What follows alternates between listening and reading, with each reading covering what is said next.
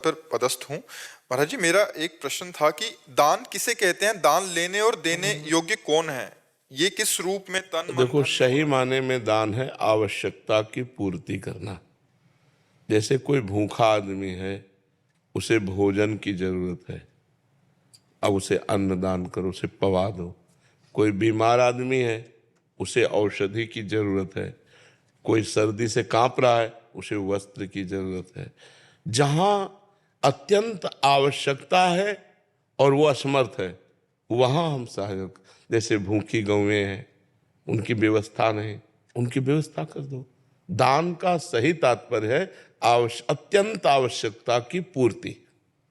और दान का पात्र अर्थ का केवल विचार करने की जरूरत है। भूखे को अन्न देने में विचार करने की जरूरत नहीं।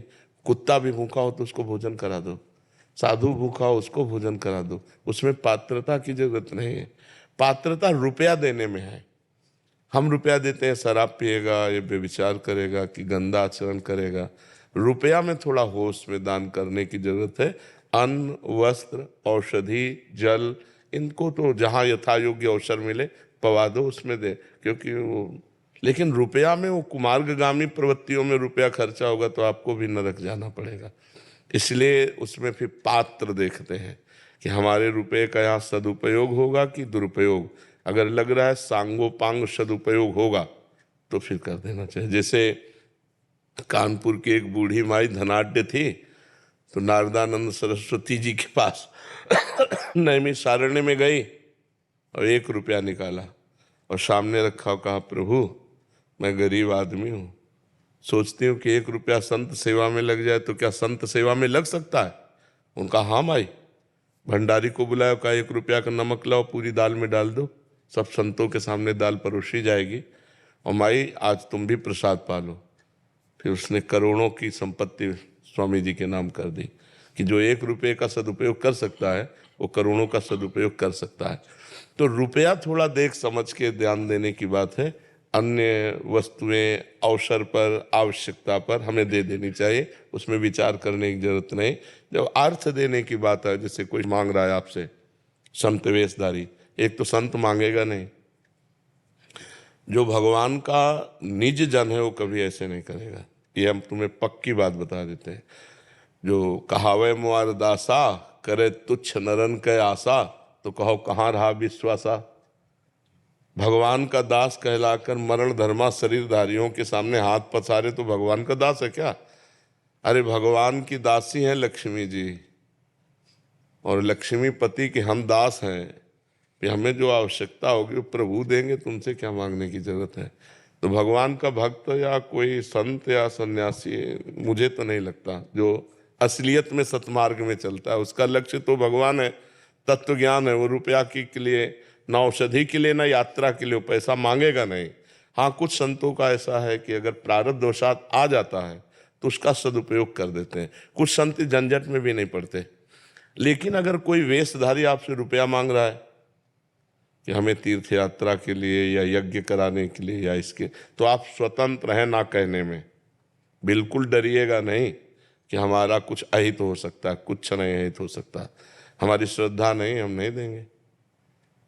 बिल्कुल साफ रहना चाहिए इसमें। महाराज पानी पीना हो पानी पी लो, भोजन करना हो भोजन पा लो, इसके आगे हमारी श्रद्धा नहीं है। अगर आपकी श्रद्धा दिखाई दे रही कि वास्तविक यज्ञ होने जा रही, आपको पता है, उनका परिचय है, तो जो बने तन मन धन सहयोग कर देना चाहिए। मतलब उसमें जानबूझ करके ही दिया जा सकता है, अनजाने में धन नहीं दिया जा सकता कि हमारे धन का दुरुपयोग होगा तो फिर उसमें सदगति बिगड़ जाएगी।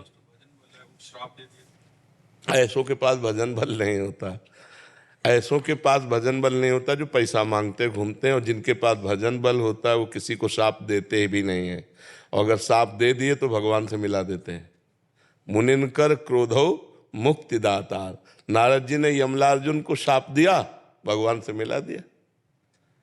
अगर भजनानंदी महात्मा तुम्हें दंड दे दे तो भगवान की प्राप्ति करा देगा। भजनानंदी महात्मा कभी पैसा नहीं मांगेगा। पैसा मांगने वाला कभी भगवान का भरोसा नहीं रखता। ऐसों के पास वो होता नहीं है जो शाप देते हैं, जो शाप की धमकी देते हैं उनके पास कुछ होता नहीं, और जिनके पास होता है वो शाप देते नहीं हैं। क्योंकि सब में वो भगवान को देखते हैं, अपने भगवान को श्राप देंगे क्या? और अगर कभी दंड विधान के अनुसार कर भी दिया तो भगवत प्राप्ति करा देते हैं। मुनिन का क्रोध हो मुक्ति दातार, मोक्ष पद प्रदान करने वाला होता है।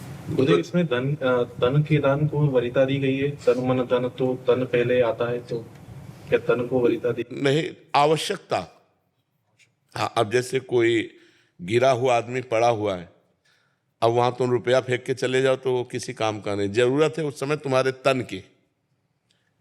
अब कोई आदमी बहुत डिस्टर्ब है, अब उस समय शरीर से पास बैठे रहने की जरूरत नहीं, मानसिकता लगाओ, मन लगाओ कि इसकी ये डिस्टर्ब स्थिति को हम कैसे संभाल सकते हैं, हंसा के, बुला के, खिला के, औषधि से कैसे कैसे। और अब वो जरूरत है औषधि की, तो शरीर और मन से काम नहीं चलेगा, अब धन से काम चलेगा। वो औषधि ला के उसको दो। आवश्यकता क्या है? मेरे तन की समय आवश्यकता है, या मन की आवश्यकता है, या धन की आवश्यकता है? तीनों को देखा जाएगा, तीनों अपनी जगह समान है।